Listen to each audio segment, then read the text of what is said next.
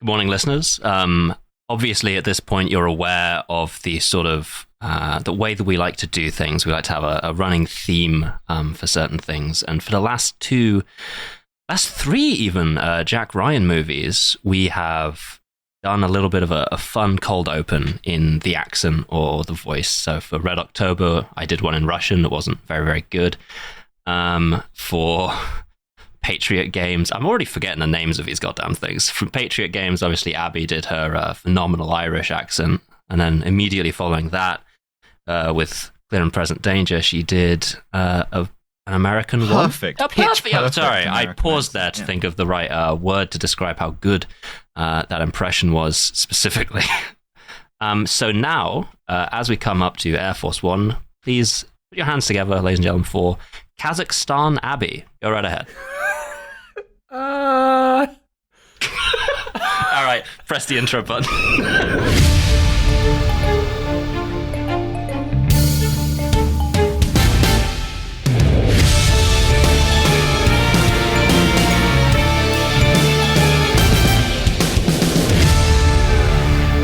Incredible work there, Abby. It's a shame we probably can't leave that in due to its sort of gratuitously offensive nature. Yeah, it's a shame. My recording software fucked up, so listeners, you'll never get to see the perfect Kazakhstani accent. It was phenomenal. It was great. Yeah. It really, I would say it changed my opinions about a lot of things, but mostly about the country of Kazakhstan. Yeah, it sounded very weirdly Serbian, which is the theme of this entire movie. Yeah. Put a lot of work into the traditional Kazakhstan dress as well. Yeah.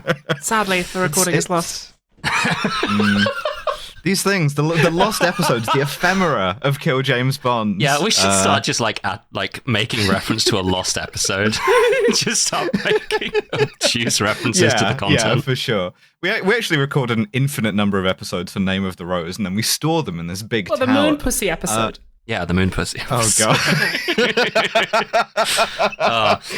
It's another episode of Kill James Bond. I am Alice Gordor-Kelly. I am joined, as always, by my friends Devon and Abby. Hello. How's it going? We have been progressing through the Jack Ryan movies, and we got to one that isn't nominally a Jack Ryan movie, but so is spiritually, that we kind of had I think this works really well if you read this as a sequel to Clear and Present Danger as well. I think it gives us a good arc on Jack Ryan as a character. So I will be I called him Jack Ryan in the notes. Oh, I'm calling him Jack Ryan. Yes, they literally don't say his name. They say his name like one time, and it's like a side character. It's Jim says it. It's like Jim. The entire rest of the time, they call him Mr. President, which to me is that's Jack Ryan. They just didn't. That's your name. Once you become president, your name is Mr. President. It's a kind of like being transgender in a lot of ways. In many ways, I would say. Yeah, definitely. In many ways. I shall turn my camera on. Yes. So right. So cold open. We violate the national sovereignty of Kazakhstan immediately. Yeah, to begin with, we start with some Tom Clancy shit. 100%, which is we see a special forces team parachute in, land on the roof of the presidential palace in Kazakhstan. I do kind of want to make Nate watch this and get him to rate these parachute landings, because there's one where the guy lands on the parachute, lands on both feet, falls forward, and they cut away from that really quickly. Yeah, not so good. Yeah. It looks like it really hurt.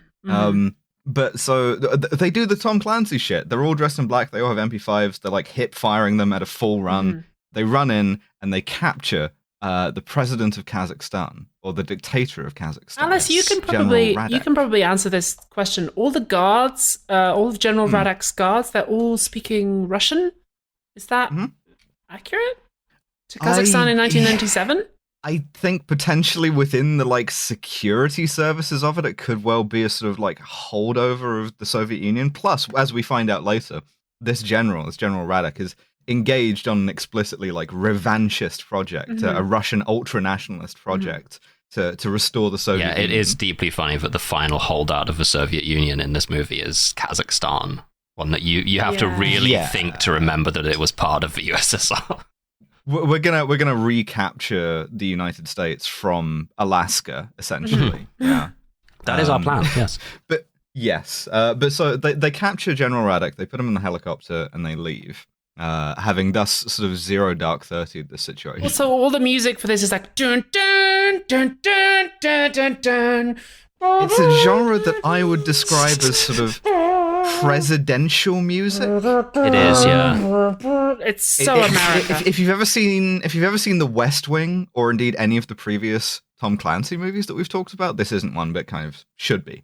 It will be familiar to you. That kind of like soaring, sort of like patriotic music. Mm-hmm. It would be really funny if this film turned out to not be made by Americans. I think that would push it into parity. Like if it had been made by the people of Kazakhstan, for instance. I have a reveal for you. Yeah. This was not made by an American. Who was it made by? It was written by an American. It wasn't directed by one. It was directed by Wolfgang Petersen, or Wolfgang Petersen. Jordan's brother. Rather. No, the guy who made Das Boot. So this is a German guy's vision of what American patriotism. Yeah, because it almost seems like a parody of America. It's very close to one. Uh-huh. But so we see Mr. President Jack Ryan at a diplomatic dinner with the president of the Russian Federation in Moscow, where they are sort of fating him for this, as we now find out, Russian-American joint operation, which is in itself a very Tom Clancy thing to do. Like, what if all of our tactical guys could get together and hash stuff out? There would be like world peace. And he's supposed to say, "Oh, thank you very much for like honoring me," but instead he gets up and he says, really fascist speech. Yeah. Well, what he says this is a 1997 movie, right? So the American public are fresh off the Balkan Wars, and there are still U.S. troops in Kosovo at the time that this movie is made. And so what he does is he gets up and he goes off script. He says, "I've been to the refugee camps because people are fleeing the Radic regime in Kazakhstan. And what that has taught me is to speak terrible Russian." He gets up there and he says, Умершие запомнили наше безразличие. But what he means by this is there is a spirited, aggressive speech in favor of liberal interventionism. Yeah, muscular liberalism. He even quotes MLK. He says, does. I wrote that down. Yeah, he says, America, we want the positive peace, which is the presence of justice, not the negative peace, which is the absence of tension. Yes. He's like, America needs to get tough. Like when things are morally wrong, we need to not wait around. We need to just kind of go and get in there and get the job done. It's muscular liberalism. It's like David Cameron shit. Yes, and it's explicitly a sort of veiled criticism of the Balkan Wars, of waiting until like there was this sort of like international consensus before intervening to, at the very last stage, end the genocide. Which, yeah, we can sort of debate the merits of that as it relates to current foreign policy, and Iraq and Afghanistan are like shadows hanging over this film. But the point is that he has been struck by his conscience. It's a morally driven speech that's like, America has a moral responsibility to intervene to prevent atrocities, even though they don't threaten American national security.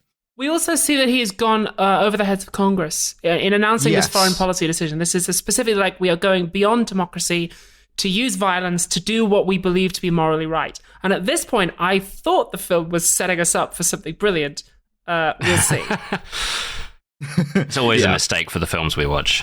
Yeah, we see his chief of staff, who's in the audience, who is like very clearly unnerved that he is going off script and just inventing policy on the fly. But this is a thing. Americans, at least in fiction, they love an off-the-cuff leader. They really do. Right? They love a president who is willing to get up and just go off script.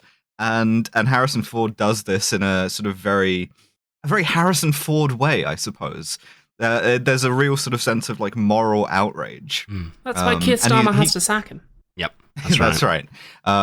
So he gets a standing ovation, and he goes back to Air Force One to return to the United States. And in the whole convoy on the way back, everyone is yelling at him for like the deep state is fully intervening. Yeah. To be like, no, you can't be doing this shit. You can't just involve America and stuff around the world. The president's not the real president, you know that. But there's something I wrote down here, which is that when he goes back to Air Force One, they've got like 3 limos, and they've got like, you know, Secret Service dudes getting out of it, and like the Air Force One's really big, and there's people who are like, gentlemen, welcome to Air Force One. And it's like, a thing I've written down is, this is what I love about the Americans, is they really know how to put on a fucking show. They really know how to do. They love it. I mean, we're a country that has a royal family, and we save all of our kind of pomp and circumstance points for the royals, and it's fucking bullshit because they're just shit. But American pageantry, when they do this kind of thing, it's like, it's hard not to love them. Yeah, it's true. Like, you think about this, if anything, they're underplaying it. You look at a presidential motorcade of the time, or even now, twice the size of this. Absolutely. It's like he gets like 2 limos, and it's like, no, there's a lot of shit going on there. The sort of the imperial presidency is something that we'll come back to in this, because it really interests me the way it's portrayed. But so Americans keep making movies about presidential security, about the Secret Service, about assassination attempts, terrorist attempts against the president. And it makes sense because there is all of this theater involved. There's all of this sort of very tightly choreographed security that it makes something in your brain go, okay, how do you invent a way past that in fiction? Yeah, it's a challenge. And we see a man doing that very thing because we meet our villain of the film. We meet our guy, our dude. Gary Oldman. Gary fucking Oldman, baby. Gary Oldman and 4 of the most suspicious-looking guys you've ever seen in your life rock up to the Air Force One security checkpoint and go, hello, do I really have to be searched at this point? I've already been searched. And they're undercover as a Russian TV news crew who are there to interview the president and film the inside of Air Force One. And we see from Gary Oldman's like sort of subdued nervousness that they are using fake IDs, that they are like trying to use false IDs, false fingerprints and everything to get into Air Force One. But he's also so charming. So like the head publicist or whatever who works the president like shows him around Air Force One, and he's like really, really nice, and he's like making little jokes to her. And it's lovely. This is Melanie, right? Yeah, this is. Yes, okay. Yeah, she's the deputy press secretary. Yeah, just keep an eye on what's going to happen to her later in the film. Just hold Melanie in your head. Meanwhile, like, the president, when he gets to the fucking thing, he's got banter. He's got fucking jokes. Everyone's like, he's asking his boys about the game, and they're like, oh, it was a real nail biter. And he, like, gently baps him on the head with a roll of documents and goes, don't brief me on it. I want to see it. And it's, like, quite cute. This is 100% how both, I think, Obama and Bush saw themselves. I think every interaction where they talk to people, that's how they viewed themselves. I think this movie has been far more influential along with The West Wing in terms of creating the idea of how a president should act. Yeah, a president is your mate, also your dad. Yes, yeah, he is America's dad. That's right, and he's also someone else's dad. He's also someone else's dad. Yeah. All 3 of us went for the same segue at the same time now. Yeah, and that's fucking podcasting. Because we're fucking professionals. So we meet the first lady, to which hello. Dark hair, strong features. Nice to see an older woman with like it's really nice to see a woman with graying hair, actually. And we see the president's daughter Alice, which I hope none of you got drops because people yell her name a lot. No, I didn't, don't worry. Also, she has the clearest, like, this is what I want in life thing. She's like, Dad, I want to grow up. And then like, Harrison Ford goes in the next room and goes, she's in such a hurry to grow up. And I'm like, okay, I get it. She literally walks in. Her fucking line is just like, why didn't you take me to the refugee camp, Daddy? And he's like, I don't. Why would I have taken you to the refugee camp? She's the other thing we see is that the president does everything personally. He never has a moment's rest. There is always someone interrupting him with some crisis. We see that like Saddam Hussein is moving armored divisions to the border, and he's got to deal with this shit. There's a great line in here. Mr. President, the Russian news crew's with us. I told him you give him a soundbite about life in the White House. There is no life in the White House. He's like he's very harried. He's very harassed. And I think there have been. I think there have been presidents like that. I mean, you look at how much, again, for instance, Obama aged in 4 years of the presidency, where his like all of his hair turned white, and he was like sort of working 20 hours a day, or admittedly on kill lists and stuff, but still. Yeah, he's putting a lot of time and effort into those kill lists. How dare you? And that's why we're giving the Kronstein Rosette to President Barack Obama. Listen, when he ordered that airstrike on Abdulrahman al-Awlaki, that took a toll on him. More of one on al-Awlaki, to be honest, but... Yeah, true. That's true. Yeah. That's true. Must have been hard. Yeah, but on the other hand, we do see now that some of this stuff is not mandatory. Donald working 5 hours a day if you're lucky, Trump. It's so funny. Most of that spent in front of the TV. That's genuinely been so funny. It's like every other president, they spend 6 months in office and they look like they're 80 years old. Trump comes out after 4 years, looks the same. Yeah, he's like, I want to do another 4. Let's do it again. So good. I'm ready to go. Good. He was playing golf most of the time.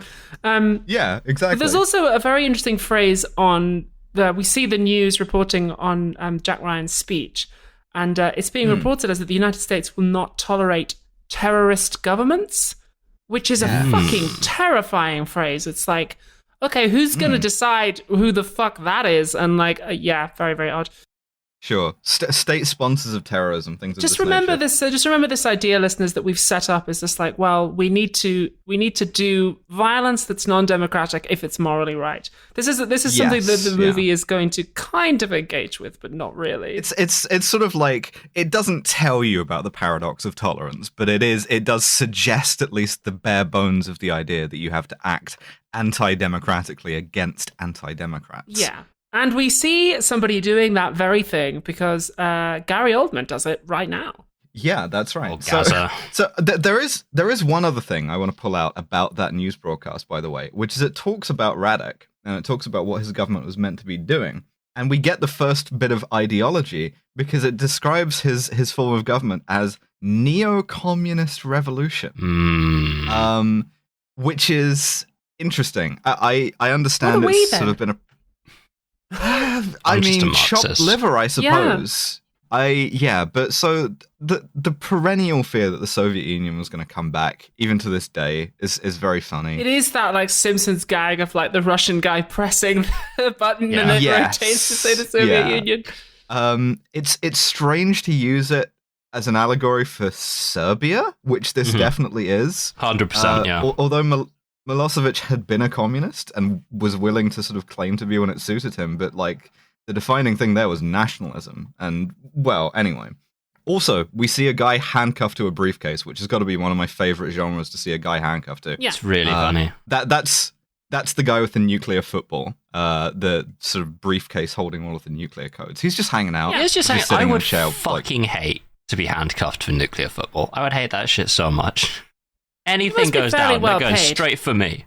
Yeah, 100%. And you're like a military officer too. You're in uniform and you've got to be handcuffed to this thing. It's probably heavy. Beelining for my briefcase. And you can't even like use it to beat people up with. Actually, this is sick. Wait, no. It's got the nuclear codes. It's only got codes in it. You know, I'd swing it. I'd actually be using it like a meteor hammer. It'd be easy. I'd be tempted to just, I'm just going to go to the toilet and then I would just look at the codes. I wouldn't read them. If I was in an Air Force One situation, I think I'd sort it out pretty quickly. But the point of adding this nuclear football in here as well is there's not really any sort of like nuclear threat in this movie, which I'll talk about later. Yes. But what there is it's a piece of paraphernalia, right? It's something about the retinue of the president, the sort of like the course of the president is that, oh hey, he has the power to like end all human life. Just handcuffed to a guy's wrist, and that guy's just asleep in a chair. Not his wrist, crucially, not his own wrist. He has a guy for that. Yeah, this exists sort of just to be like, that's president stuff, because like, no spoilers for chat, but that guy does get shot and nothing happens. It's just like the next scene in like the control room elsewhere, someone goes, got the new codes, and it's a new guy taped to a new briefcase. Which I like. That's something that I like, but I'll get to that. So we see an Air Force officer is going to brief the president about Iraq, and it's William H. Macy. Yeah, I always love to see William H. Macy. Adding a big sort of tally to the KGB guys you love to see in a movie counter. Always playing William like H. Macy. Friendly dad offering you another burger at the grill. That's all. That's his vibe. Yeah. He's so fun.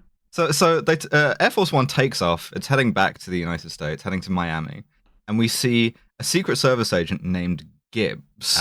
Gibbs.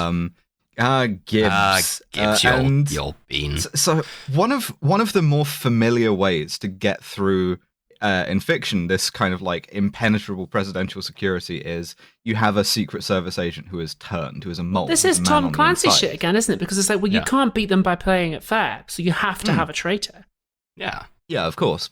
The thing about Gibbs is that they don't actually explain what turned him. They don't do any of that shit ever. He literally is just. Again, I I like that. Even later on, after he's the like final remaining antagonist, he doesn't say any like speech as to why he's doing it. He's just like, fuck you, a traitor.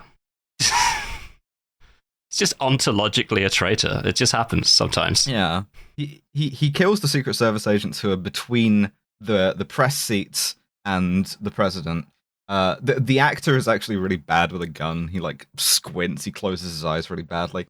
But it's fine. And then he throws a little smoke grenade, allowing Gary Oldman and friends to run forward. He opens the armory, the Secret Service armory for them. The big container of guns that's just in front of the press seats. Yes, yeah. And they arm themselves with admittedly very nice MP5s and soft armor. Do you love an MP5? Yes. And at this point, this is the point where my like suspension of disbelief gets fucked, and it's something I have to talk about in relation to the Secret Service and presidential security and stuff. And it's like, what happens is they shoot their way forwards. The president is being briefed, and then all of the people around him hear this gunfire break out, and they just kind of sit there like, what the fuck? Like, yo, is that gunfire? That's crazy. Yeah, must be the wind. Mm. So this gunfight breaks out with the Secret Service, who are immediately outgunned because I guess there's only one armory. Yeah, it seems like a design flaw. Yeah, and it's a really slow response, which is strange to me. Like they let Harrison Ford sit there, and then eventually they grab him, and you know he has like two dipshits with pistols who both get killed. I think this is something that like I think it's very difficult to conceive of how well protected the US president is. I think it's also something that would be very difficult to film. Yeah, you wouldn't be able to see it. Yeah. No, that's the thing. Like I think about on 9/11 when Flight 93 like was discovered to have been hijacked by you, Dev. No, but Dick Cheney was in his office in the White House. The Secret Service came in and said, "Okay, you have to go to the bunker now." He didn't want to leave, and 6 agents picked him up and carried him. Wow, do they have the authority to do that? Oh yeah, absolutely. And he was still unaccounted for long enough to order 93 to be shot down, which is an interesting. Sorry, I'm doing this. I know that that's not what occurred. It's but it is funny. No, it is. Dick Cheney on 9/11. I'm thinking about that quite often. So what I'm saying is that I don't like this movie because it disrespects the Thin Blue Line, our brave law enforcement officers of the Secret Service. That's the stance we're going to take this episode. This is bullshit. None of these guys know what they're doing. This is why Tom Clancy disavowed it, despite not writing it and having nothing to do with it. He's like, I disavowed he was just disavowing movies at random. Yeah. He does this to every one of his movies. It's like...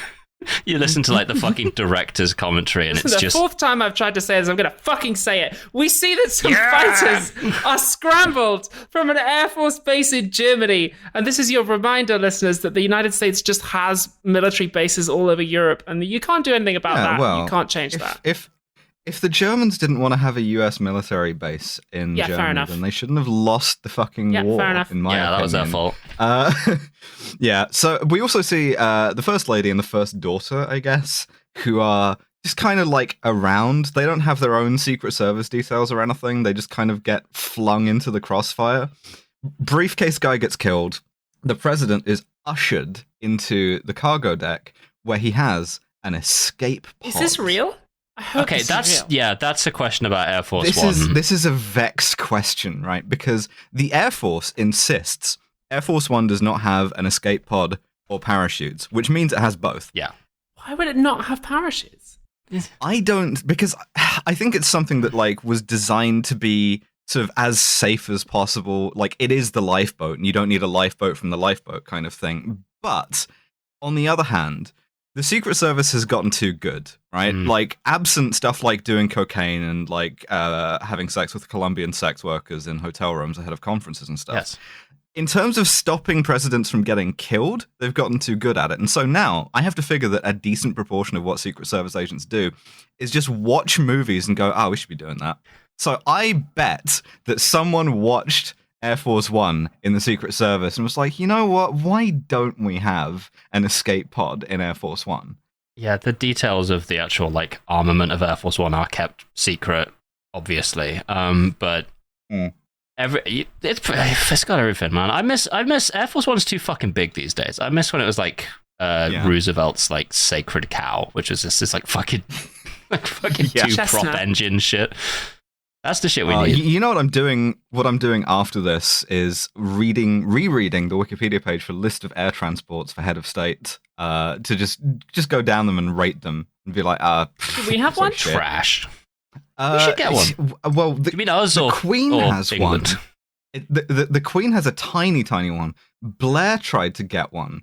And they've been pushing it off for years and years, largely because of the headline Blair Force One when he tried. Damn, that is really good, that'd kill me. That'd be like, all right, scrap the whole thing, dump it. I think Boris wanted one as well. We're like one of the only like sort of like major. I think we might be the only G8 country that doesn't have one. Just because we got owned too hard the first time we tried. Yeah, because we got owned by the newspapers, and now we're like waiting for it to die down before we try and get. So do they just do private jet? Yeah, they just charter an airliner. Lame. I know, it's very disappointing. Yeah, it's like it doesn't have an escape pod. What the fuck? There's no point. To be fair, if I was in the Secret Service, as you say, Alice, they've gotten too good. So I might be like deliberately fucking up to just like make it say, I left my gun. Oh no! Does anyone want to try and assassinate the president? Please, I'm so bored. You're just creating little like hitman assassination opportunities. Yeah. Mr. President, can you just walk through this puddle with like a sparking electric? Stand next to this thresher.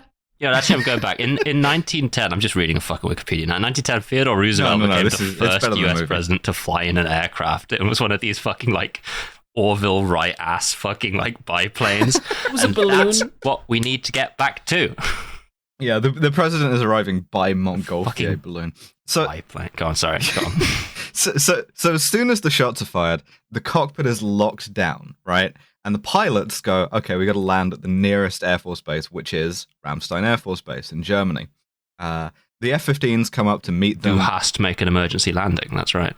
I'm actually logging off now. See you later. Yeah, so they rise to Ramstein, and well done. I knew you were going to do that. And like they have all of the like emergency services laid out for them, and they're about to land. And Gary Oldman, who has now like seized control of the plane, he's killed all of the Secret Service guys, yes, except Gibbs, and taken control, taken everybody hostage in the conference room. Is very upset about this. He doesn't want them to land. So in order to stop them landing, what he does is he bangs on the cockpit door. That doesn't work. And the pilots in there are like, whatever happens, we gotta land the plane. Then what he does is he gets a sort of like, I would say, finger-sized amount of plastic explosive, which I guess must have been in the CIA and the Secret Service arsenal, because he didn't bring it with him. Yeah, odd that they would have that on a plane. I don't think you can set off plastic explosive with a gunshot, but I think that's part of the point of plastic explosive. It's very difficult to detonate. You can roll it around, you can kick it, you can shoot it, you can burn it. Like you can use C4 to cook with. It's very bad for you. Don't do that, but you can do it. How do you set it up then? Asking for a friend. With a detonator, you have to have like a small amount of like electrically operated like low explosives. Not to get like too into it, but anyway. So writing that down. I'd like to note that the pilots are having a good time of it at the very least, because in one conversation with a tower, they go, "Tower, we are coming in red hot." In that exact cadence, and I'm like, they're loving it. They're fucking okay, because they're bored. Americans, they know how to fucking put on a show. Yeah, it must be boring, like flying Air Force One. You're like an Air Force colonel. Yeah. And you're flying like a sort of a passenger airliner. That's good money, though.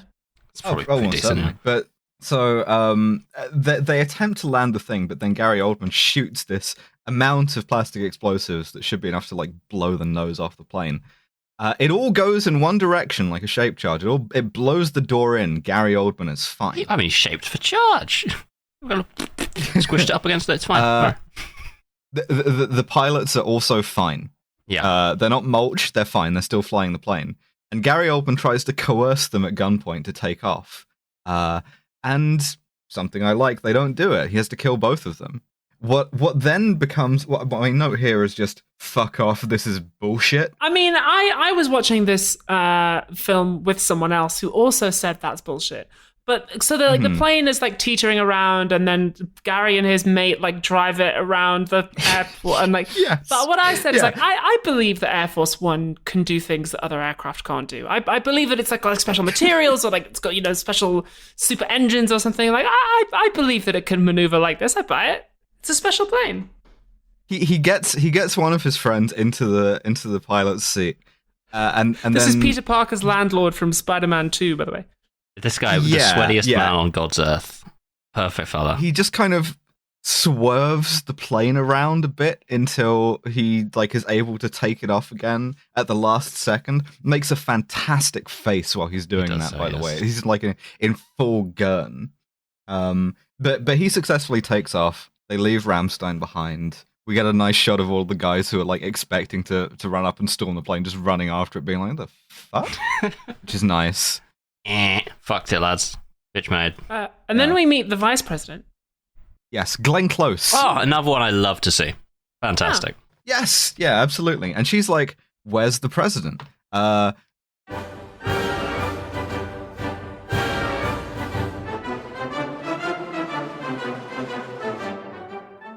Howdy there, folks. It's Devin coming at you live with another mid-roll advert as I wildly attempt to focus on a single accent and just sort of drift all over the southern United States. It's the best I can do, I'm afraid. But did you know we have a Patreon that you can go to and sign up now for £5 a month? I don't even know what that is in real money, aka US dollars. Am I right, boys? Am I fucking right? I have no idea what the conversion rate is right now, but one thing I do know is that content is king, and if you want content, you can sign up now for our entire backlog, and that is nearly 40 episodes of Kill James Bond that you have not heard yet. By God, that's half of all episodes. You're a fucking mook if you haven't listened to the bonus episodes of this goddamn podcast. Well, I haven't thought of a way to end this one, so here's the rest of the podcast for you. Alright, I love you guys. I gotta stop doing this at like 11 p.m. at night after I've been drinking. But I probably won't. The escape pod is coming down. We can track this escape pod. He's got to be in the escape pod. And we see, this is the big twist of the movie in the first part, is we see the rescuers come up to the escape pod, open it, and it's fucking empty. Because absolute legend that he is, President Jack Ryan, has simply decided to stay on board and die hard this shit. I wrote full caps, he's still on board, baby. Because that was genuinely really good reveal, actually. Phenomenal. Yeah, it's fun. I mean, I knew that was going to happen. Yeah, it's obviously occurring. Also, Devin, I knew you'd be pleased because when we see the vice president, all the men who are not wearing uniforms are wearing the traditional USian dress, which is, of course, the huge suit. The huge suit, of course. Yes.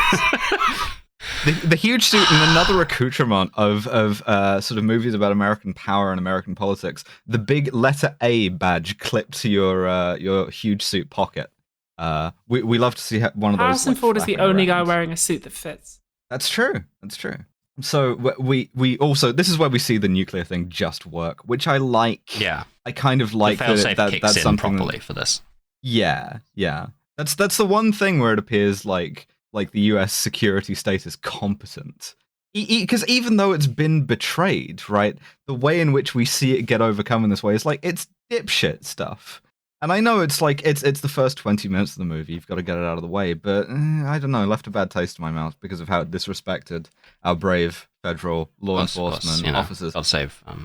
And also, I appreciate Glenn Close's job in this movie, listeners, is to eat shit repeatedly for the entire runtime.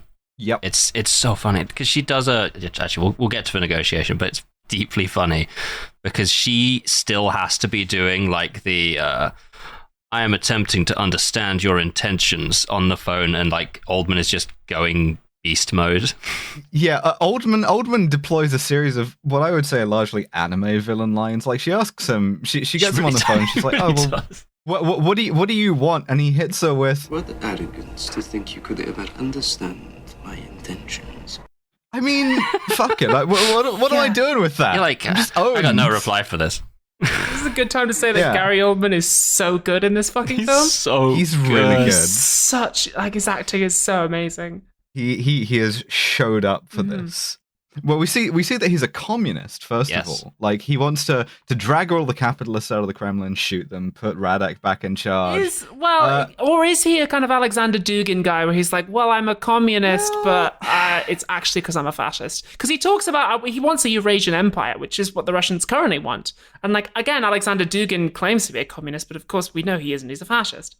Yeah, of course. Yeah, they call him an ultra-nationalist, which I've always found to be sort of an imprecise term in Russian politics. I would use revanchist instead, this idea that you have been sort of robbed of your territories by treaty. I don't know. It has some accoutrements of communism, and some of his objections, like Oldman's particularly, do seem like ideological ones as much as like sort of Russian supremacist ones.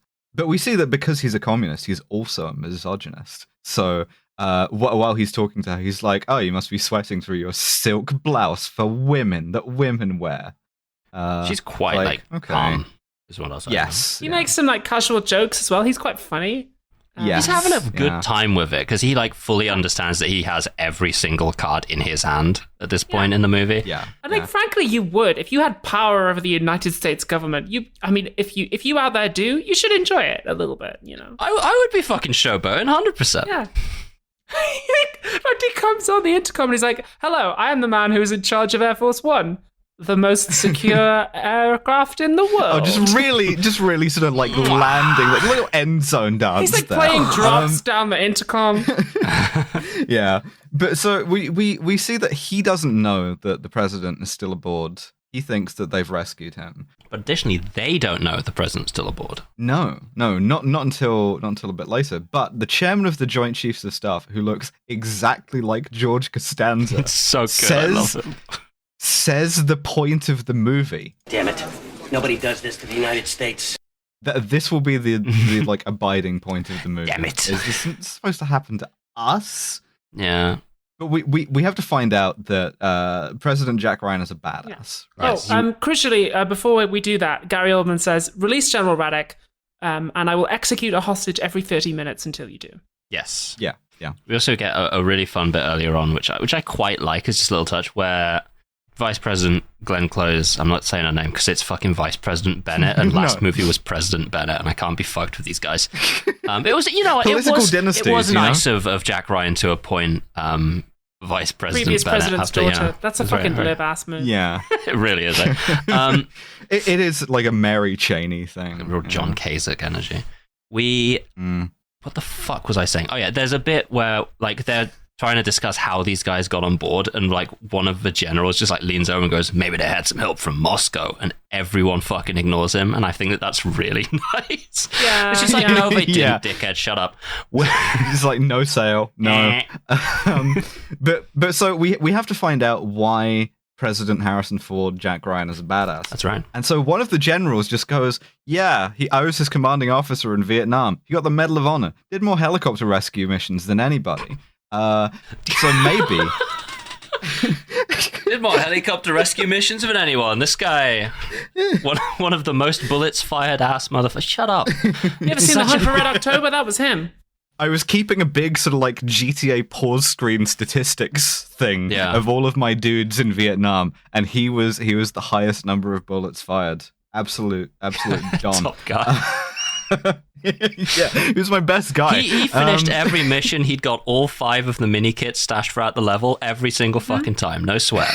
Gold medal every time. Every optional objective. New record. He prestiged Vietnam. Yeah, phenomenal. He did Vietnam again with anime titties on his gun. He finished and re-enlisted as a private. Just to do Vietnam Game Plus. This is a problem with Harrison Ford in this movie, right? Is Harrison Ford, all of his action guys are beleaguered, right? Mm-hmm. Every time. It's what makes his Ryan good, is Jack Ryan is meant to be like a desk guy who at some point was going to be a Marine and then got like too injured and now isn't, and is just some guy. He was colorblind. In this, in this, he's just flatly, a badass, right? The original casting for this was Kevin Costner. Oh, and I think that would have been good. I think that when they cast Harrison Ford instead, it hindered this a little bit. Yeah, I suppose he doesn't quite have that kind of energy. He is a bit more beleaguered. Yeah, but so we see him escape from his hiding place, where he climbed like a 6-foot tall wall on the side of the pod and just hid up there. He gets down from there and he sort of does some Metal Gear Solid shit, but presidentially. Yeah. He sees the guard who has locked everybody in the conference room. And he's lucky because this is a perfect stimulus response goon. What he does is he just creates a distraction. He turns on the TV in his quarters and makes the guy come in there. And as he does, he jumps him in a hysterical bit. He like fully jumps at him, both arms out. Yeah. The subtitles for this are struggling and grunting. Yep. And the two guys fight over this submachine gun, this MP5. And Jack Ryan wins. Harrison Ford takes the gun, but not the body armor, because presumably that would be gay. I gotta be honest with you. I see how effective the body armor is in this fucking movie. Right to leave it on the floor. Made out of butter. The only one who benefits from it is Gary Oldman later on. Also, everyone else just gets shot in it and actually just dies of it. Like at this point, the bad guys realize something is up and they go around firing into the toilets of Air Force One, presumably in case there are trans women in there. Yes, of course. But Harrison Ford is hiding in a cupboard and is fine. He has escaped through the toilet, like itself, I guess. I think he like climbs up some sort of dumbwaiter, maybe like an internal lift or something like that. Yeah. And this is all intercut with back in DC, Vice President Glenn Close, who she will be arguing this throughout the entire movie, and she's right that, hey, maybe the president shouldn't have just stayed up there. Maybe it was irresponsible of him to risk his life. Just something like, it's not his right to decide what to do with his life. Like, his job is to serve the American people. He doesn't have the right to do this. Which is like, fair point. There is such a thing as being too important to like let yourself get killed that easily. But this is not something that the movie respects. This is sort of something which she'll be wrong about repeatedly. So Gary Oldman finds his dead friend, and he was like, "We were in Afghanistan together," which is an interesting touch, and another thing that points towards, communism here.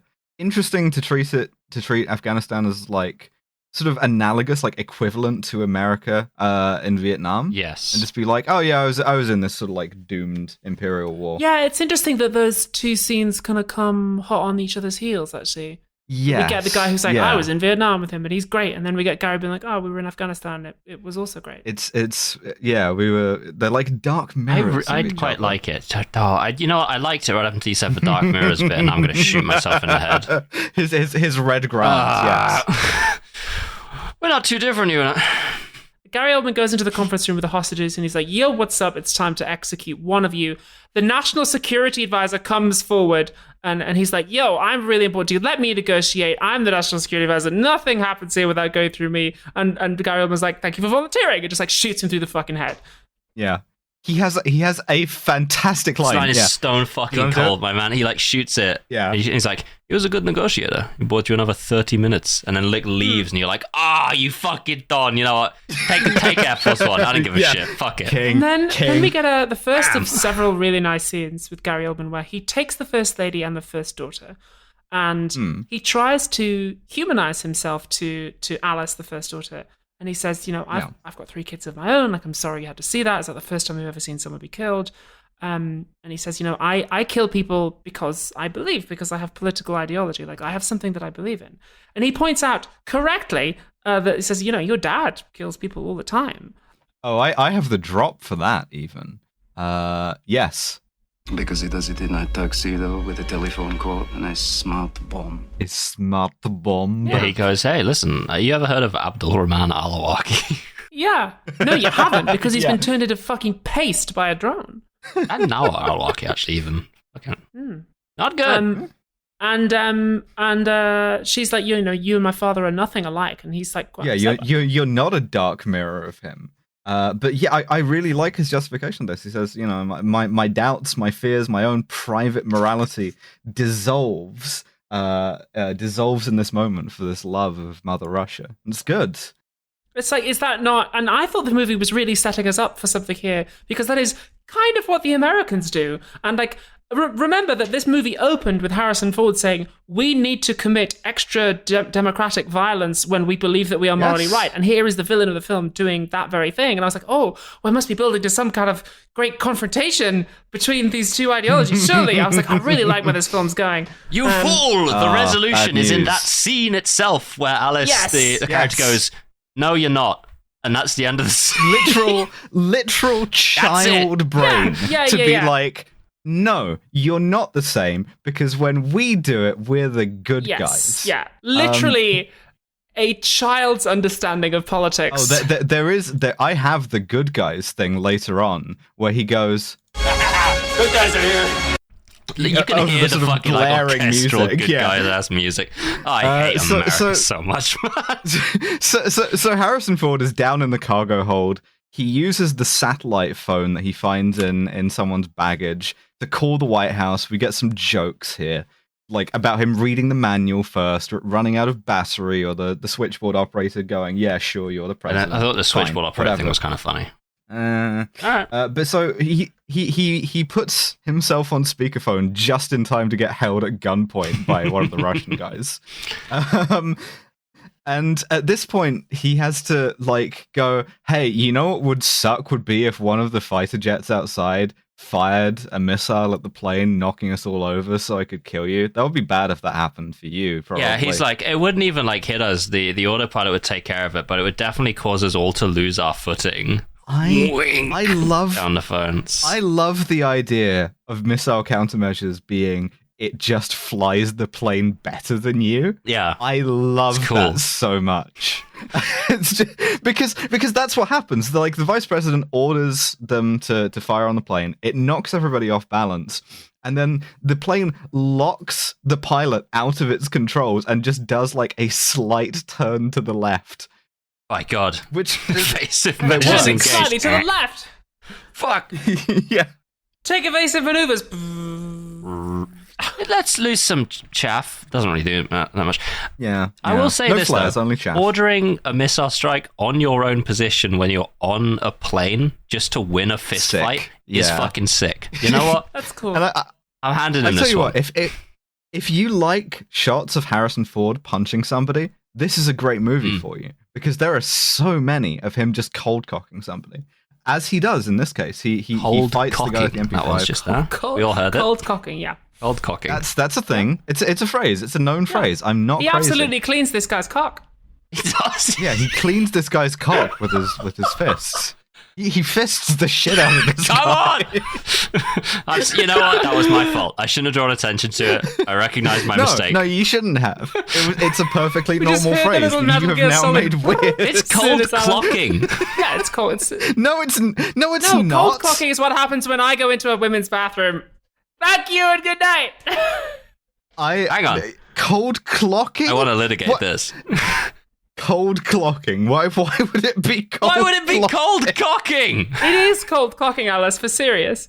It's cold cock, verb. Knock someone out, typically with a blow to the head. Shit, I've just looked up cold clock and it's the same thing, but it says informal in brackets. Oh shit. Oh, damn, Alice has out-fancied us. Oh no! Yeah. You've made one of the classic blunders. You've gone in against me when when the fucking when cold cocks are on the line.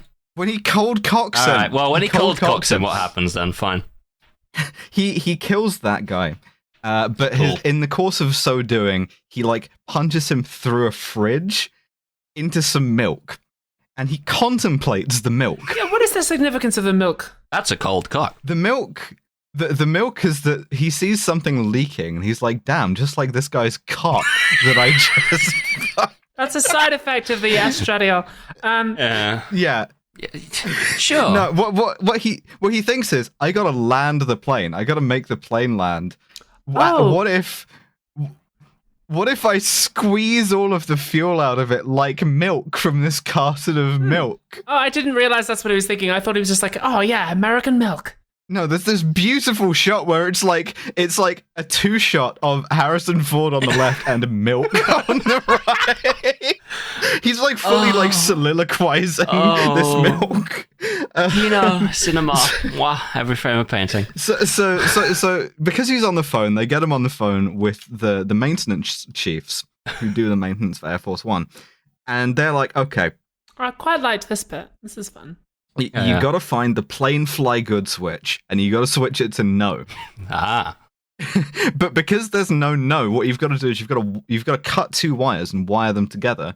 And then, in a classic I said M for Mancy kind of thing, the phone goes off just as he's about to tell him what the other wire is.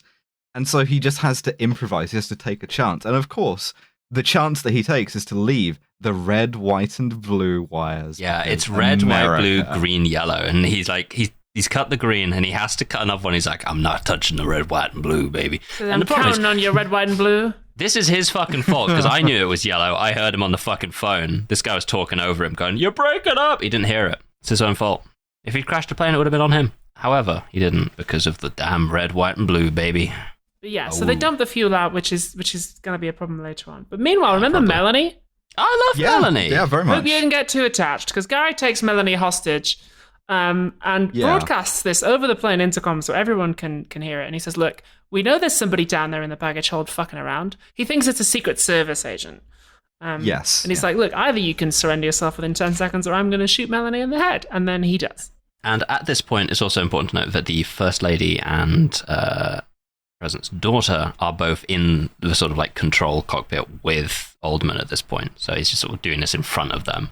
I like this, though. It doesn't at least spare you from what the idea of not negotiating with terrorists means. Yep. And it is like, yeah, okay, sometimes you got to let somebody get killed in front of you. I don't know. That's how we got this podcast. That's how we did it. That's right. That's right. Well, no, we all had to do the Bourne program thing where we had to like commit to this program by like shooting a guy who was handcuffed to a pipe. Taking a bunch of pills. Yeah, it was very easy. That's actually, it. this whole process. This occasion's another really nice ideological confrontation because the First Lady is horrified by this. It says, how dare you do this? She executed an unarmed woman. I have the drop. You murdered 100,000 Iraqis to save a nickel on a gallon of gas. I'm going to lecture me about the rules of war! Perfect Oldman delivery. Really, really nice. Great line. So he says it's... Talking about the first Gulf War, which we got to see Three Kings at some point to talk about that. Yeah. But... he says it's war, and she's like, it's not war, you're killing civilians. And he's like, don't fucking tell me about killing civilians. It's really, really good. I'm really looking forward to when the film confronts this politically. It's coming up. Yeah, just a minute. Don't worry about it. Any minute now, I'm sure. It's on its way. Yeah. So because the fuel is leaking, Gary Oldman's like, yo, what's up? I read in Wikipedia that you can do mid-air refuel on Air Force One. It's a nice detail. He reads it in the press packet that Melanie gave him when he came on board. Yeah, it's cute. Meanwhile, President Harrison Ford has gotten to William H. Macy and friends and freed all of the hostages. We get possibly the only dramatic shot of a fax being sent I've ever seen in an action movie. Yeah. Where he like gets a message that they can parachute all of the hostages out using the many parachutes that Air Force One has if they can get the plane to fly low enough and slow enough. Mm. And they have to like do that under the pretense of refueling the plane, which Glenn Close like sees at the last second. And she arranges. Something else that's quite fun is that the lass who tells him to use the fax machine, he says to her, if this works, I'll make you Postmaster General, and she's credited in the credits as future Postmaster General, which I think is just a really fun little... Yeah, that was it's cute. That was fun. Yes. So at this point, we have to get an untrained pilot who doesn't speak English to do aerial refueling in a 747 for the first time at night. And this goes about as well as you'd expect. In that they notice that the hostages are escaping by parachute. And of course Harrison Ford is like, I'm staying, I'm gonna get my family back.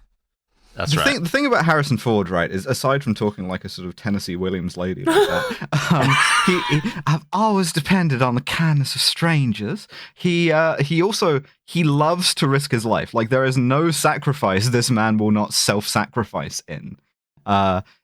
He's not just like, oh, take the last parachute. He is throwing excess parachutes out after you because of how much he wants to die.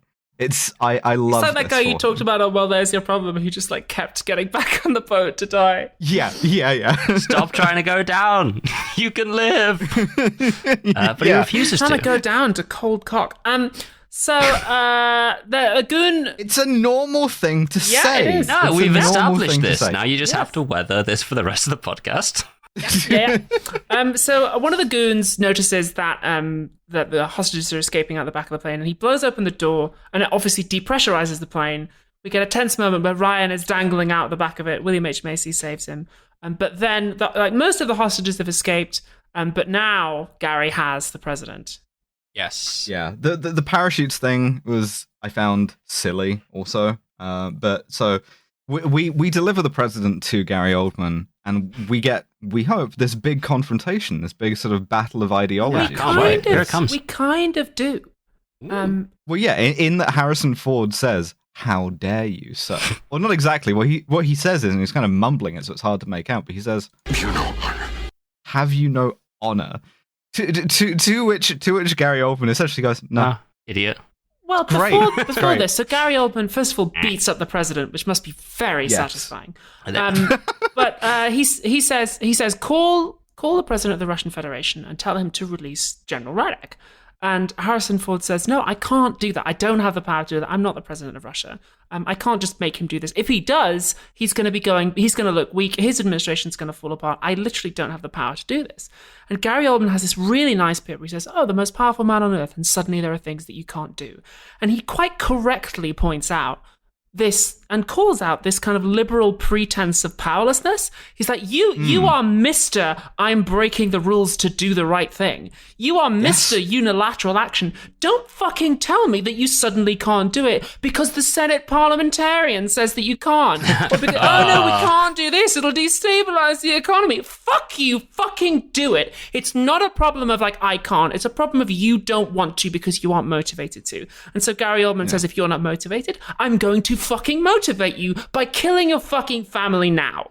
And I was like, my God, fucking brilliant ideological confrontation. Can't wait to see how they deal with this. Really nice. Let's hear from Abby on this one. Hello. My name's Abigail. That's wrong. I meant this one. Kill that cunt. That's right.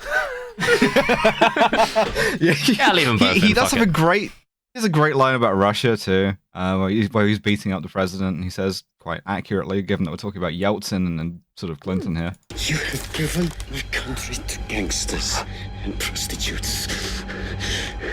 You have taken everything from us. Yeah. It's like flatly true. Yeah. And as it There's turned nothing out, wrong one with of prostitution, those, by the way, but yeah.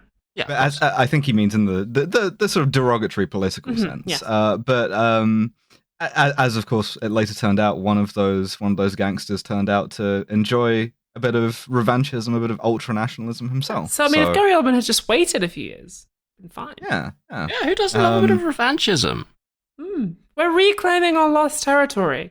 That's right. Yeah, Glenn Close is faced with the debate of whether or not to invoke the 25th Amendment. This is so funny. What's this that? is such What's that one? Is the one you can have guns in your home as long as it's Tuesday? You can't let soldiers sleep in your house. Yeah. If a soldier knocks on your door, you have to go fuck off.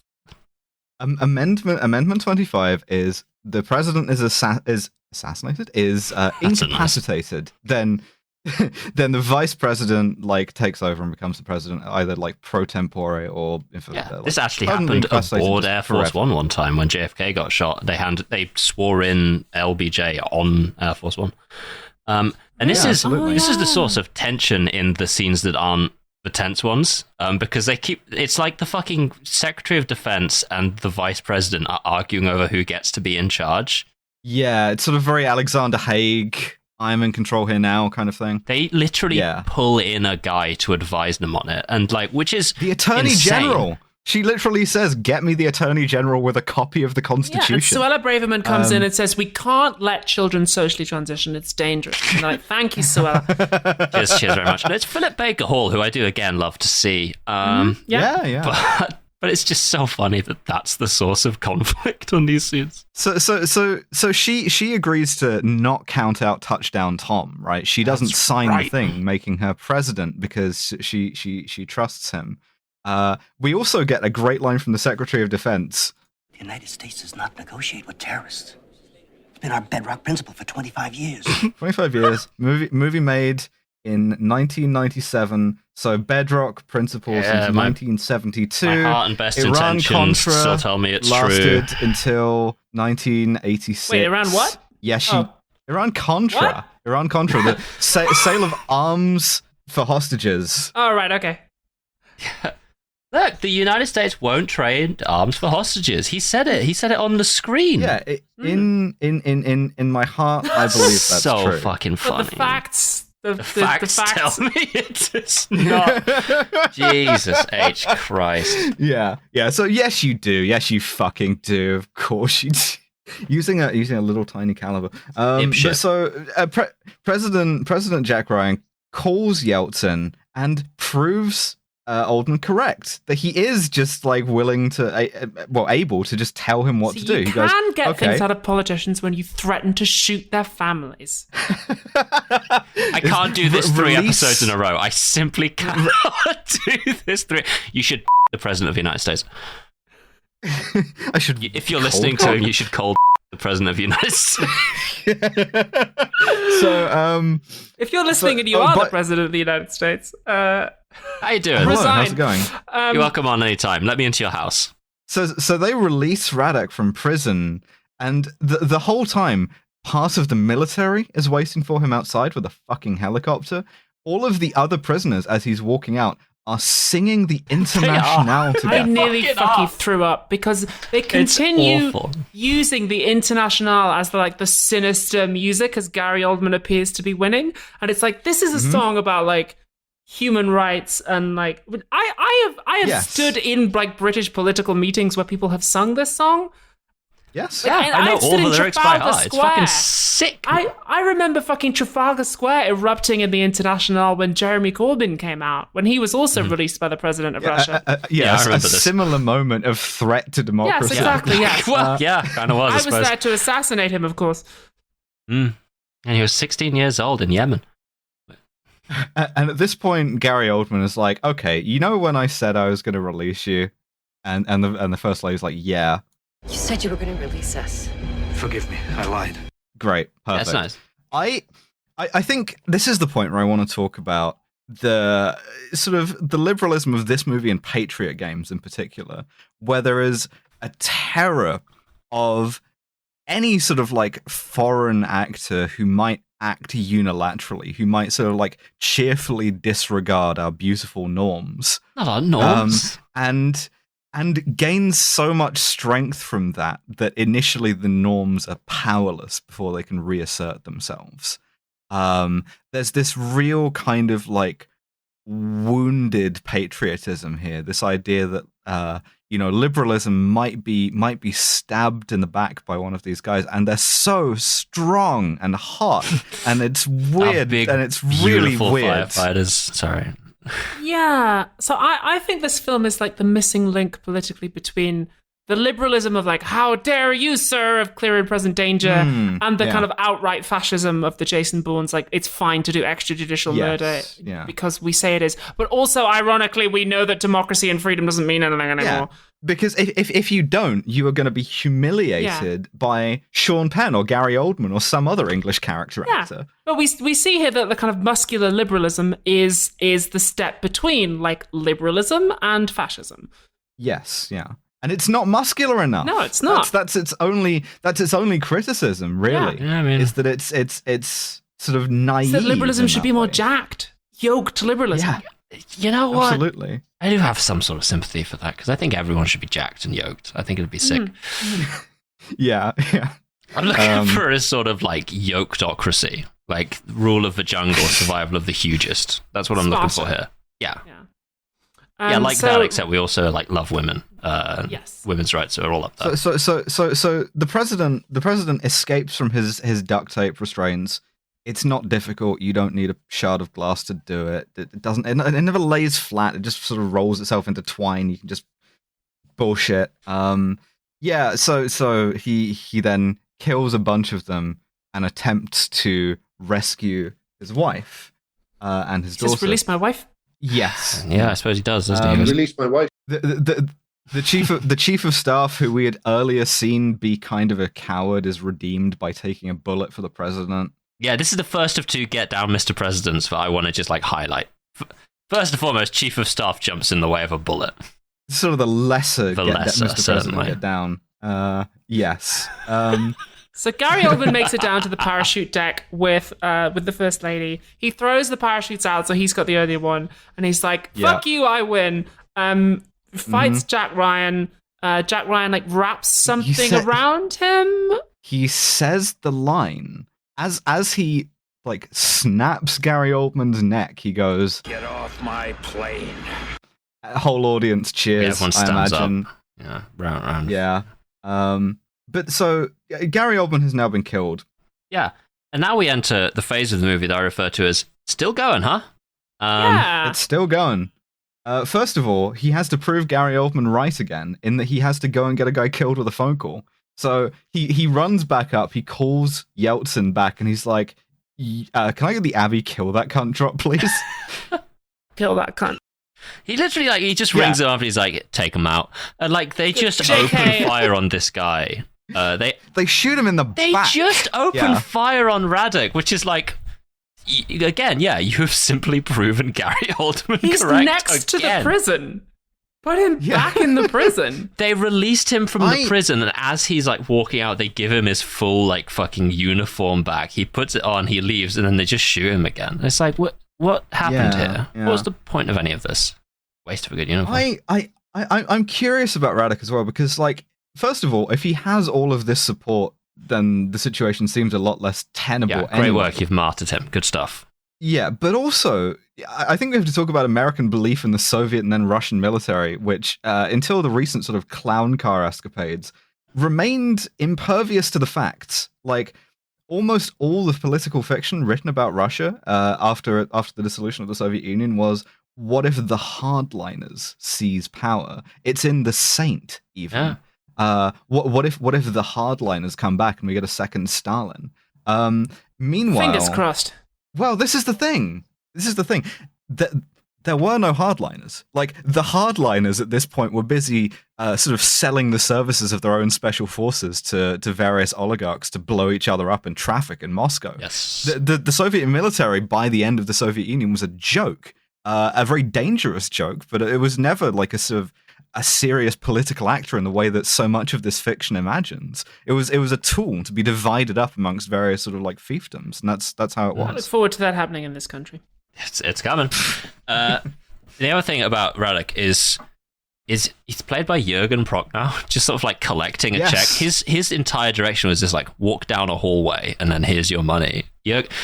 Be very manful. Welcome to be sort of scary. Kevin names a guy and then explains what he's in. He was in like Judge Dredd, not that one, the other one, and he was also in Dune, not that one, the other one. He most notably, and the reason why he's in this, he was in Das Boot. That's right. So Wolfgang Petersen was just like, hey, you want to come back, collect a paycheck to walk down the hallway, and he was like, sure. God, I love Das Boot. So it's so fucking good. Here's the thing, right? We're setting out seasons here. At some point, it is going to be Kill James Bond does World War II. We're going to be there for a while, and we're going to have to do Das Boot. But anyway. So he is dead, and at this point, Harrison Ford and William H. Macy are like, we need to fly the plane into the climax of the movie. It's just such a legendary actor to have for a bit part. It's just always very funny to me when I see a guy like that. But yeah, no, welcome to Climax. Another one of my notes that's just fuck off. Yeah. Where he's like, oh, we got to land the plane ourselves. But wait, we have to do some ace combat shit because some MiGs have taken off from Radic-controlled air bases in Kazakhstan. And then immediately Glenn Close just goes, violate the airspace of Kazakhstan now. Well, that's the less concerning thing. Like, that's just self-defense at this point. The idea of like the Air Force of a country trying to shoot down Air Force One is a good way to turn Kazakhstan into a sort of like glass parking lot. Yeah, I don't think. I mean, self-preservation. Yeah, I don't think they would. But then the MiGs fire at Air Force One.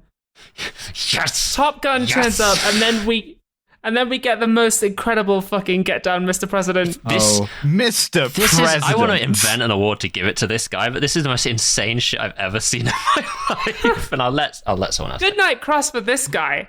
Reminding me very strongly here of the childhood game Get Down, Mr. President, which is where your entire friend group just sort of like put your hand to your ears like you're talking into earpieces, and the last person to do that is Mr. President and gets tackled by all of the others. One of the classics. Yeah, very, very good. Yeah, a classic. But so what happens is a bunch of the MiGs get destroyed, but one of them fires a missile at Air Force One, which has expended all of its countermeasures. The magic plane turned slightly to the left autopilot doesn't work anymore. Oh, no.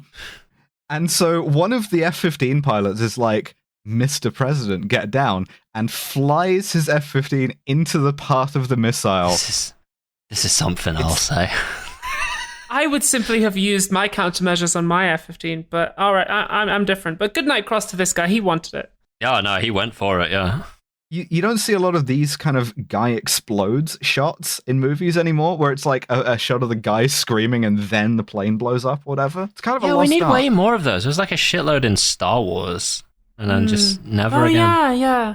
I wrote down here, so the American military plane kind of takes a plane bullet for the plane president. He does. In the planes universe, is Air Force One the president? Yes. I'm gonna go ahead and immediately say yes. Yeah, and Air Force One, like the call sign changes depending on when a new plane is elected president. Yeah. But the thing is though, the planes universe is also the cars universe. What's the presidential limo then? Is he just something that like gets inside the president? That's a great question. Like, foremost carsologists are working on this as we speak. We don't have to like make. And also, like Barack Obama was the first car president there's ever been, and there was a massive backlash to it. It'd all been planes. Yeah, because of the massive backlash. They'd all been hatchback Obama. They'd all been planes. Yeah, hatchback Obama, absolutely. Can't believe it better. Oh my god! I can't believe I missed a car with this right now. But yeah, they'd all been planes up until then. There's still never been a boat president. They keep being like, oh, should we have a boat? It's like, nah. They'll never do it. It's very strange. There's a boat vice president. No. Yeah. The boats are electable if you vote for them. We can't do this. So Air Force One, the president of planes, is very badly damaged. And at this point, they have to deploy what they have earlier been talking up as the airborne options, which have been previously explored in a much worse movie called Executive Decision. Yes, I watched that quite recently. Yeah. Also, this is the sickest shit I've ever seen. This is so cool. They make the executive decision, which is to use an MC-130 with Air Force parajumpers on it and have them zipline air to air into Air Force One, strap the people to themselves, and then zipline back. Yeah, and then the AC-130 lowers, so the zipline's going from Air Force One down to the AC-130, and then you zipline back again. It's so fucking cool that I was like, oh my god, I want to do that. Don't know if that works, but the point is, but it is sick though. Harrison Ford, President Jack Ryan has to make several more self-sacrificing decisions. So every time someone is like, "Here, put this rescue strap on," he's like, "No, he's wounded. No, my wife. My wife, my daughter. This one random guy who took a bullet for me."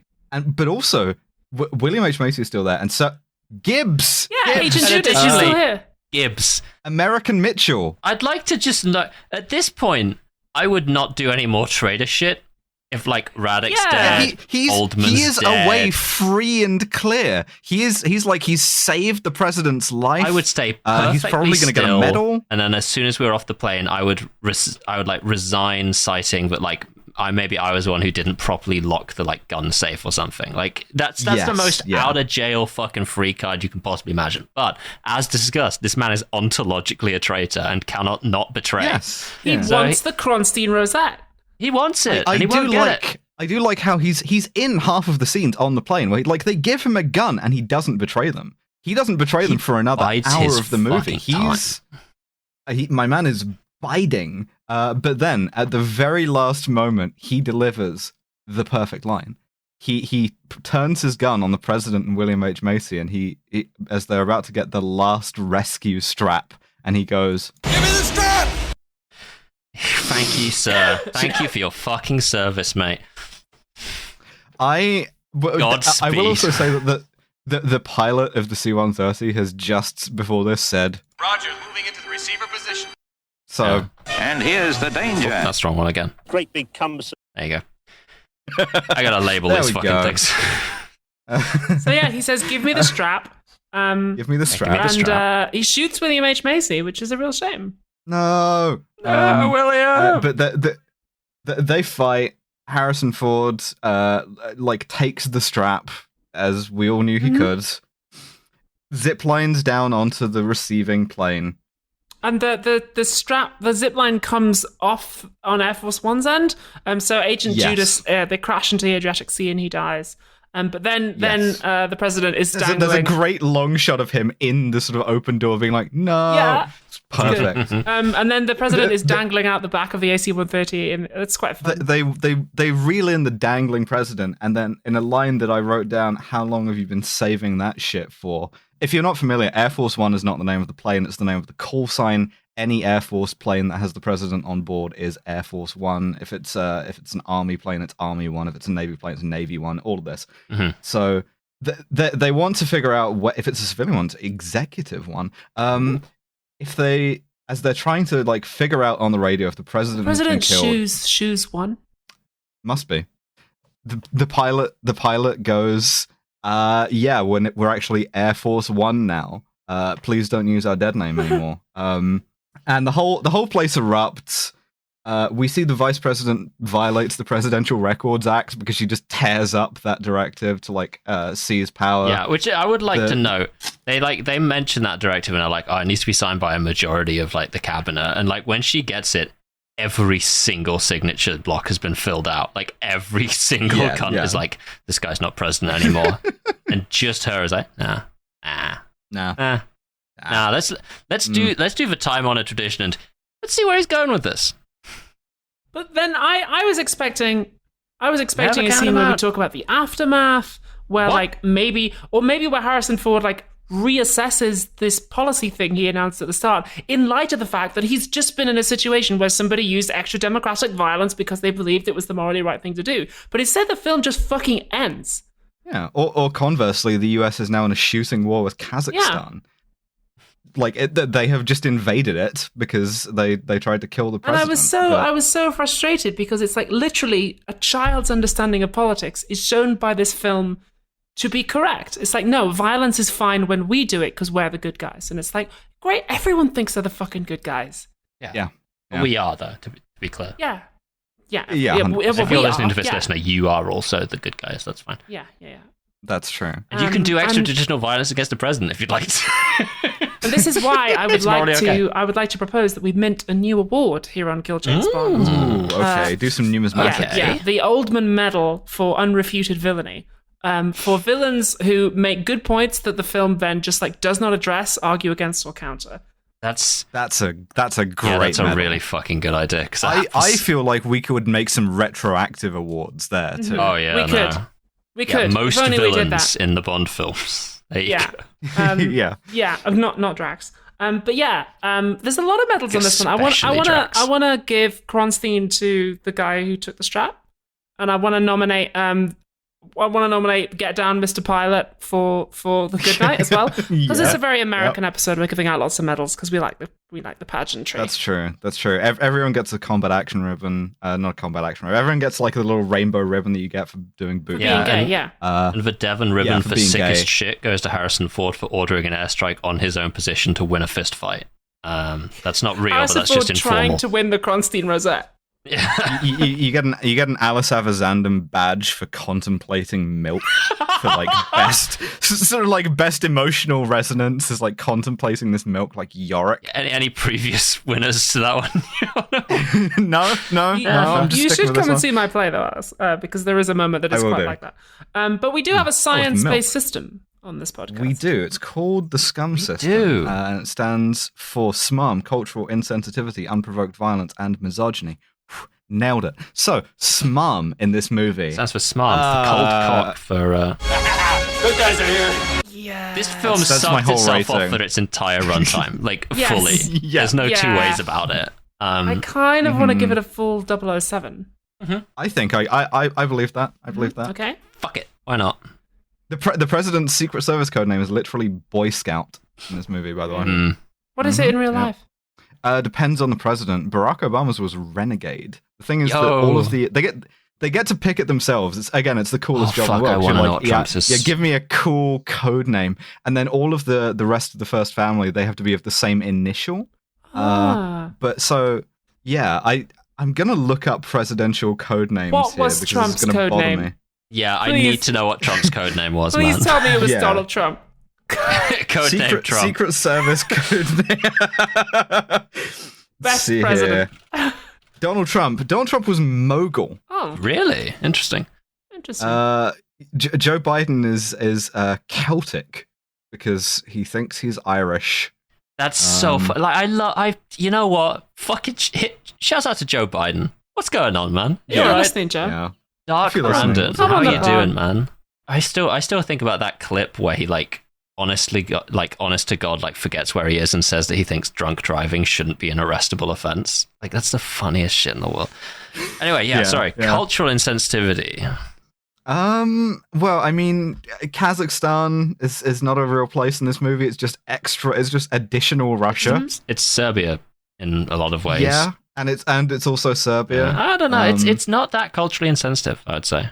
No, I mean The only thing it properly in a foreign actor that it properly insults is like Boris Yeltsin, which is probably quite justified deserves it, in all honesty. yeah. Correctly identifies him as a joke and a puppet. Yeah. Which He is bitch mate. Yeah. And that's just the way of things. I feel like it's Quite slightly low. it's not nice to just use the nation of Kazakhstan as a kind of like fantasy villain. I want to give it a couple of No. points for that. How do we feel about a 2 or a 3? I could do it too, certainly. Unprovoked violence. He literally starts with a speech about the importance of Unprovoked violence. if not unprovoked, then unilateral violence. Service is relevant to us. I've just noticed that in 2008, Meghan McCain's Secret Service code name was Peter Sellers. What the fuck are you talking? Well, like Peter for sure. Imagine being a Secret Peter Service Sellers. agent. You've had to live the sort of psychotically clean life that you have to live to get Yankee White clearance. You've done all of the training. You can do 15,000 pull-ups in an hour. You're there in your huge suit, and you have to say into your sleeve or your lapel, Peter Sellers is in the residence. Newt Gingrich was Fuck T-Rex. You know what? This is should sick, That's actually. a cool name, to be fair. just a new rabbit hole we've just discovered here. I'm sorry. Barack T-Rex is in the Obama building. was hatchback car bomber. Shut up. Shut the fuck up. Barack Obama So, has just driven into the restaurant. So, unprovoked violence, yes, he talks about the importance of it, but the film... Joe Biplane, because he's like this old ass. I love it. Yeah. Donald Dump Truck. Donald Dump Truck. That's what I'd be calling him to begin with. It's low on unprovoked violence. It seemingly confronts the idea of administrative violence. Yes. But and it says that it's fine, pretty much. We see that when he kills Radic, who did not, as far as we know, order this, is just a beneficiary of the attack. He's just okay, kill this cunt right now. 2. 2, yeah. Sure. And misogyny. Well, there's hardly any women in it. Misogyny. It doesn't pass the No. vegetable, I'll tell you They that. do things. They do. The first lady tries to kill Gary Oldman with a gun towards the end. We literally have a female vice president. Yes, true. That's true. Who Although, even though her role is basically trust the man. Yes, and also the secretary. Like there are women in it, but their job is to like help men. Yes, yeah. And the best thing she can do is like kind of let him go off on one. Yeah, and like instead be of a like dad. exercising power. Yes, yeah. And even when she's right about him, like, sort of being wrong to expose himself to this kind of risk, she's still wrong. So yeah, I would say like a 3, maybe. I'm happy with that.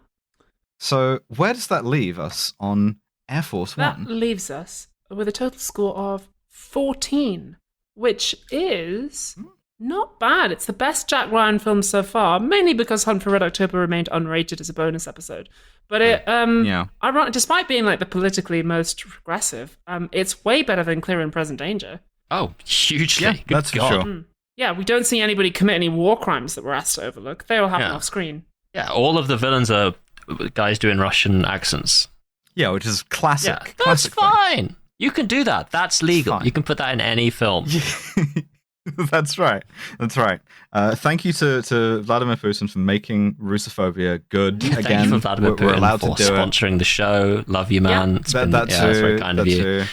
And of course, the USSR will be reformed very soon. Stay tuned for more information on that. That's right. And our next mainline episode is going to be The Sum of All Fears, the next Jack Ryan thing. Jumping back in time, it's before he became president. Yes, yeah, a little bit of a prequel. We're gonna talk about nuclear weapons. We're gonna see where this fits in our timeline of liberalism to fascism. That's right. So in the meantime, we have a Patreon. You can subscribe to it. You get a bonus episode about whatever we feel like. Yeah, the upcoming one will be it's going to be the Railway Man. Sorry, Winter Kills. Oh, Railway Man. This comes out after Winter Kills. God, Winter Kills. The previous one was Winter Kills. What a movie, hey? Winter Kills. Kills. Perfect. Well, thank you for listening, and we will see you next time.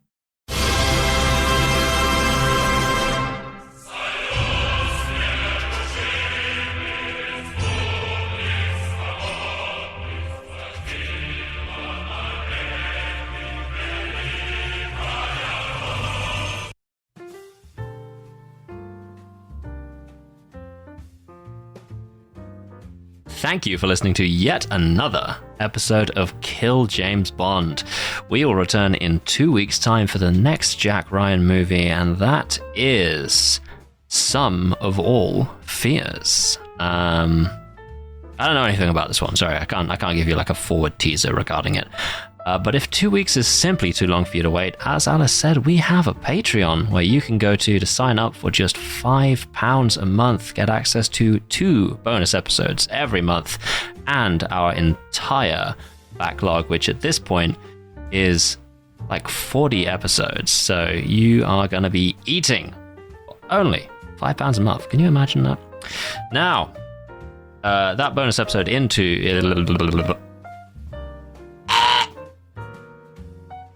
The next bonus episode is my pick, so we're going for a very formative movie that made Devon the Devon that they are today, and that is... Kung Fu Hustle, next movie. We're going to do The Railway Man this time, and it's going to be just Alice and Abby because I'm away all week and can't record the bonus. Sorry about that, lol.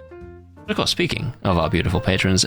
Thank you especially to our £15 and above patrons, and those are Christine Fox, Fawkes Winchester, Jack Holmes, Paint McCullough, George Rohack, Thomas Oberhart, Nick Boris, Yarrick, Carolyn Tankersley, Benno Rice, Morgan Bennett, Kit Devine, Library Hitman, Max Gaimanhart, Jonathan Gerde, Red Pirate Robin, J. Martindale, Safira Luciferax, Kentucky Fried Commie, Hell Bloodhands, Fremen Commissar Jen, Mothman, Top O, Big Titty Goth Girl, Ellie without the E, Trip, Charlie Out of the Closet, Jenna and Poor, Elizabeth Cox, Turfs Eat Shit and Die Alone, Zoe Shepherd, Finn Ross, Alfredo, I Make Devon, Say This Out Loud, Al, Irving, Ryle Leal, Wolfie, Millie, Josh Simmons, Bon LeBon, JM111519, Lauren Baston, Tristram Wolf, Emily, change its name to sound funnier in the credits, and Quinn Valerie. Thank you very much for your support, except for Emily,